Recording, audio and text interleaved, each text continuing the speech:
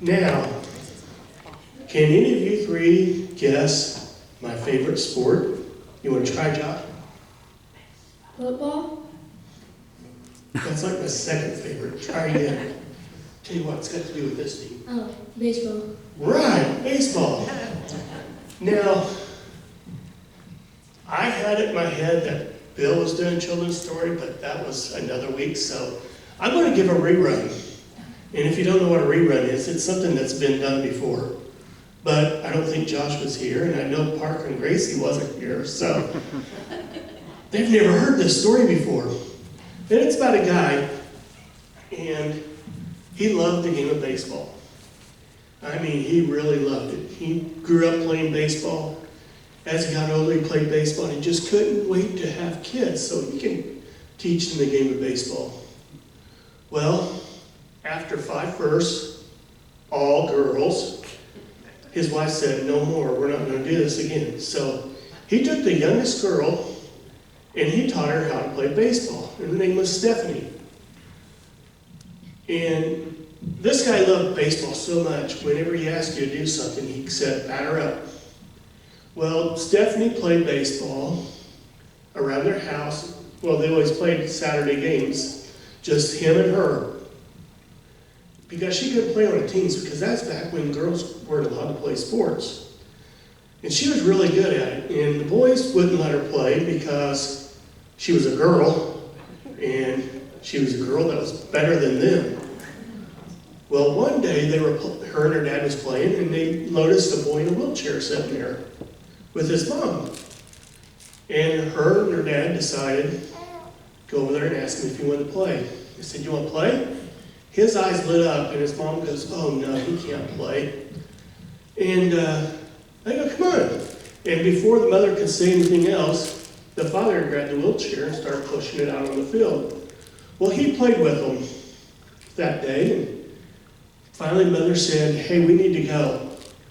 And the little boy was kind of distraught about it, and the father goes, we're here every Saturday, bring him back anytime. Well, they never saw the little boy again. Well, years went by, the father had a heart attack and passed away.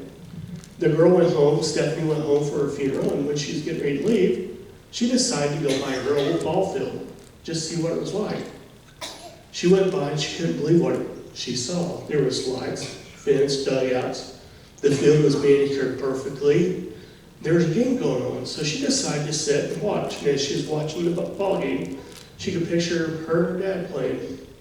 All of a sudden, this guy was sitting there and he goes, which one's your boy? She goes, I don't have anybody here. I was just driving by. I thought I'd stop and watch a baseball game. And he looked there and he goes, this field changed my life. She goes, really? How's that? And he said, well, when he was a boy, he had polio, and he was confined to a wheelchair. He goes, this man and his daughter invited me to play. He goes, I went out there and had the day of my life, and we had to move out of town because I had to go get treatments for my polio, and the doctor said, think of something that you really want to do to help you walk again. He goes, all I can think of was baseball. He goes, and it changed my life because I was able to walk. He goes, I went to college and I'm a lawyer, and he goes, I never thanked that man and his daughter. So I goes, I came back to this field and fixed it up. And that's my thank you to them.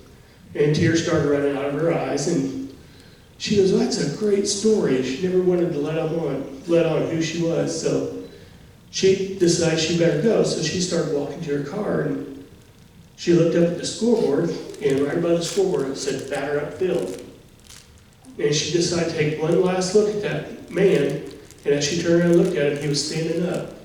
He had tears streaming out of his eyes, and he just mouthed the words, thank you. And then she heard the umpire, batter up. So you never know what little thing you can do that can change someone's life. And so we should always try to do that one little thing. It may not change someone's life, but it may, so you never know. So let's go to prayer. Dear Jesus, thank you for loving us, and thank you for always being here with us. And please help us to do the good things for other people. In your precious heavenly name, amen. Amen. Okay, you guys grab back to